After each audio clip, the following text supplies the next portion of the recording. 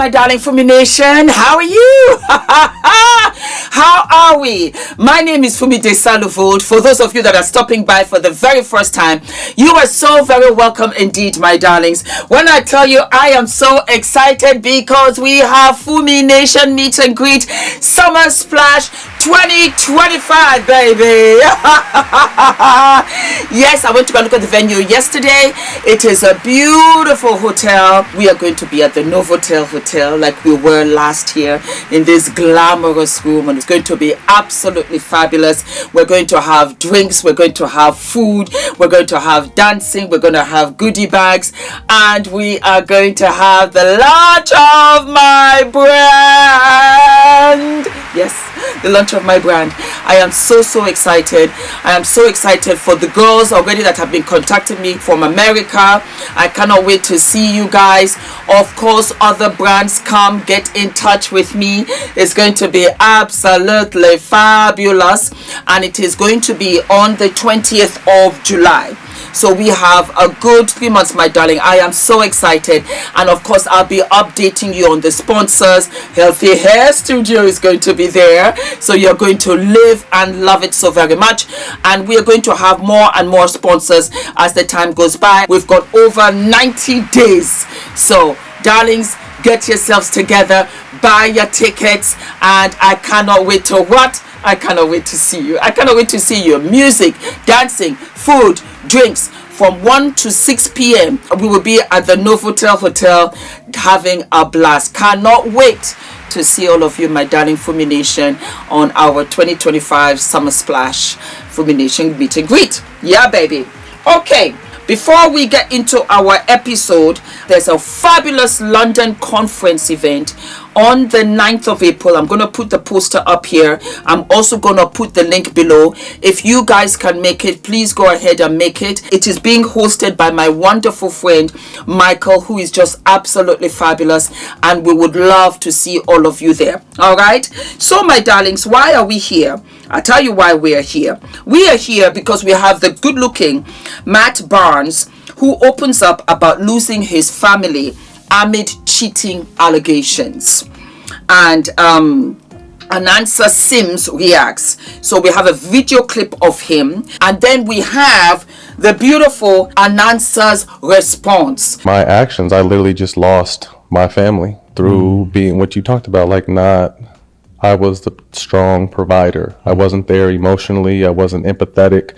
I wasn't willing to share those emotions, and that was stuff that my ex would tell me, like, you're a wall. And then again, trying to dig back and understand and starting counseling that, like you said, little Matt from back then is still hurt and still trying to find his way. Although grown Matt seems like he has it all, little Matt is there more than I realized. So my question is, like, to all those men that can't or feel like they can or just won't, tears won't come out. I know it's such a refreshing and helpful and good thing to do as a man, but how do you cry if you don't? I don't want to say I don't know how to cry, because I've cried before, but I haven't cried in probably 30 years. You're guarded.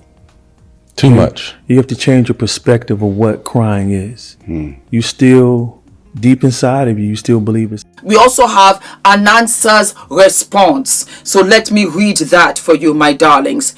If you're going to talk publicly about our personal business, tell the whole story. Don't post half-truths about me and our past relationship to gain sympathy from the masses. I'm in the trenches doing the hard work, making sure all of our kids are okay. You've made no effort to emotionally support all of our children through this traumatic transition you caused, but you're willing to be vulnerable for strangers on the gram for profit. Please keep my name out of your mouth. Since I left, I've said nothing about you. And you know there's so much I could say about the man you truly were to me. If you don't, oh my God, it's getting hot. If you don't have respect for yourself or for me, at least have respect for our children who follow you and see your posts. Your post is triggering for the kids and I, while we're in the midst of healing and rebuilding our lives. We're the ones who reaped all the damage you caused by your constant selfish, toxic choices. You didn't consider our kids in your actions before. So please, don't speak about me. Go get consistent therapy. And most importantly, start building a relationship with God. Peace and blessings. Oh my God. She said, because there's a picture of the two of them holding each other. I once loved a man so much that I was fixing him while he was breaking me. Why, Matt? 8 different women in January. Ha! You brought it to my attention, so here I am. I love my sisters. I love my sisters. I love women. I love women. If I was a man, I would marry all of you and treat you the way that you honestly deserve. I don't know why men cheat. I don't know why men cannot see a good woman and see that this is a woman that loves my dirty drawers. That she will love me truly in sickness and in health. That she was down for me if I go to jail. That she will wait for me. Truly the women that love you are the ones that you just really take advantage of all the time. And I have been there. And you look back and you say to yourself, Father, forgive the me that put myself out there to be treated like this. Because when you get smart, when you get better, you just look at yourself and you say to yourself, I don't know how I did it. Matt is feeling sorry for himself. A lot of men do that. And it's unfortunate because he's not playing anymore. He ain't got the money like he used to have before. Something has shifted in his life for him to feel as if, oh my God, let me go to the baby mat. But the baby mat was there, and the baby mat would have been nourished and held and kissed and really had all of the support from a woman who is still very much a girl herself. We're all girls. I have the 12-year-old girl that I carry in me always. I talk to her, and sometimes I want to comfort her for things that she was so petrified about. But you grow up to be a woman, you get married, you have children, and you're a boss. You're a boss. You're constantly multitasking. You're constantly putting yourself last. You're constantly finding joy in giving others joy. Even when we're told, put yourself forward, have a treat day, go on a girls' trip. Women, we are mothers personified. And so I don't need the details. Because a mother always, as you see, don't worry about me. Think about the kids. It's always the women, always us, that have to say, check on that. Think of the children first. She doesn't care about me. You've hurt me. You've wounded me. You've bruised me. It's not even the cheating. It's not the cheating. I think guys get it wrong. Oh, the cheating. Because you see, he didn't have the gusto to say, plus what we talked about. Because he knows that he did dirty. It's the betrayal. It's for us to be so giving of everything. We empty our love tank for you. We can run on empty for weeks on end, taking care of the kids, making sure everybody is fed, making sure that the schedule runs smoothly in the home. We bring coin. We are working plus being a homemaker. We are doing it all. And it's like a swan. You just see gliding on the water. But we are multitasking. Some mothers take care of their parents as well as taking care of their children, as well as having a career. Their friends are mothers to their friends. Their friends are mothers to their friends' children. They do so much, and all is asked of you, Matt. All is asked of you. Hey babe, how you doing? Do you need some help? I don't mind. I'll stay home. I'll take care of the kids. I'll pick up the kids. That's all. That's all. A little bit of loving, a little bit of caring. When you go and get your food, when you go and get your meals, whatever, get something for her. That's it. But you bling up with the watches and yeah, you know what, I'm paying the money. So because you are taking care financially, you think that you are doing the most. It's easy to pay a check when you can pay 100 checks in the same breath. Why couldn't you just take the time, just a little time, to appreciate me, to love me, to see everything that I did for you? I don't even do it for myself, but I show you what I do by loving you. And here we are. I'm suffering in silence, but I said, you know what? Because the outside world will say, well, you know, you married money, you went after the bag. Well, there you go, that's the bag. No, we need men like Matt to be accountable. And you see, Matt, what you don't understand is that it's a vicious cycle. Because now you're only showing your sons that, you know what, I can walk away. Why don't you come back home and try to build a home for the children? Why don't you try and do that? But you can't, because your Willy Wonka is in a pair of different G-string thongs every couple of days. 8 women in 30 days. Sis, I don't even want him because he's coming home with disease. That's how I look at it. Disease.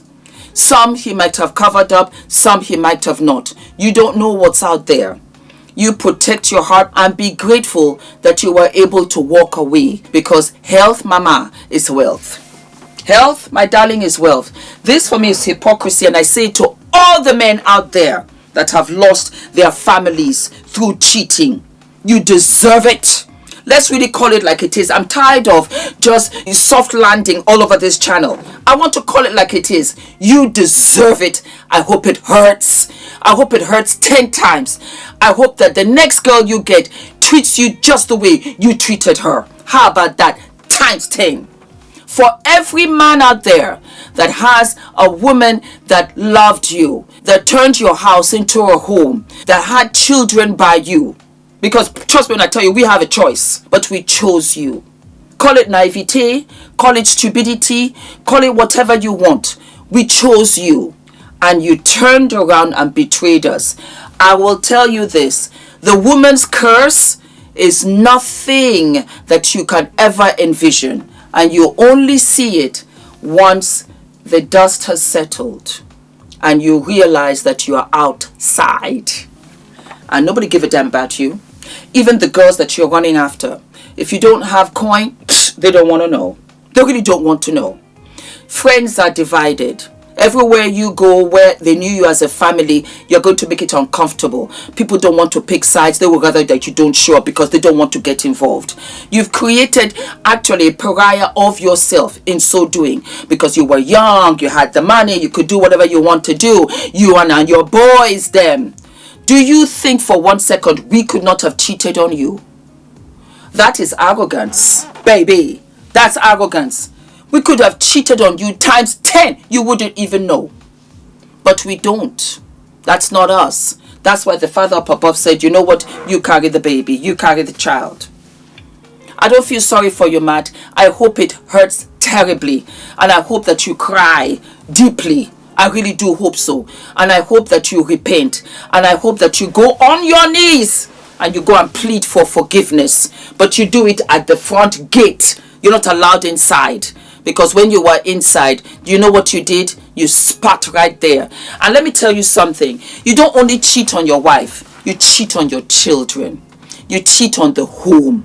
You cheat on her family. You cheat on all of them. I know how it feels because I was cheated upon. He was a useless man. Very useless. Useless. I think I was how old? 18, 19, 20. He knows who he is. He cheated. I said, my God. And then finally, I just woke up one day and he didn't show up. Deep down inside, I think I knew. So I took the car and I went to his house. Of course, he wasn't there. Me being the fabulous actress that I am, I told the gate man that he sent me to pick up something for him, but I've forgotten where he went. Can you tell me so that I can go and drop it off for him? And the gate man he didn't think twice. He did not think twice. And so, with a heavy heart, I drove there.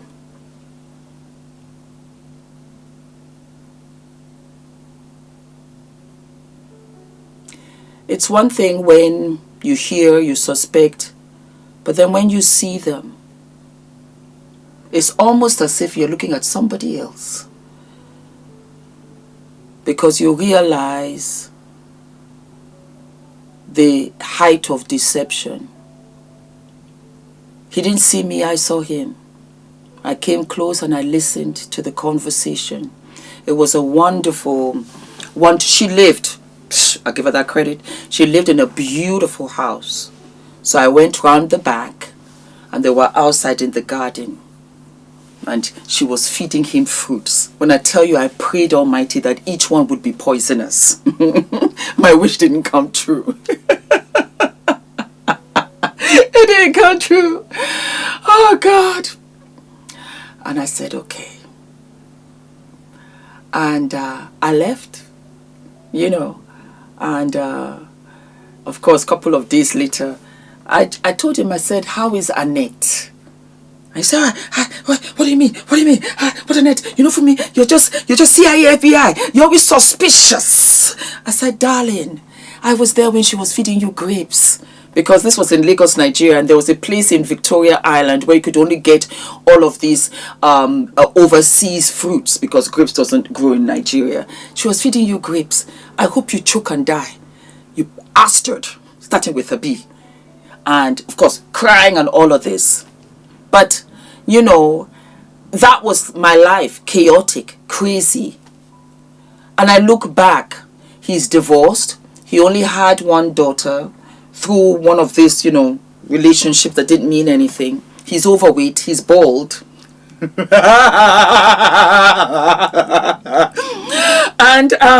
yeah, you know, it was just one of those things. So, yes, Matt, trust me when I tell you, you get old. You'll be alone. All the Christmas, Thanksgiving, all of that. You'll start to find yourself alone. And you know the worst part before I go? You will have to answer to your children.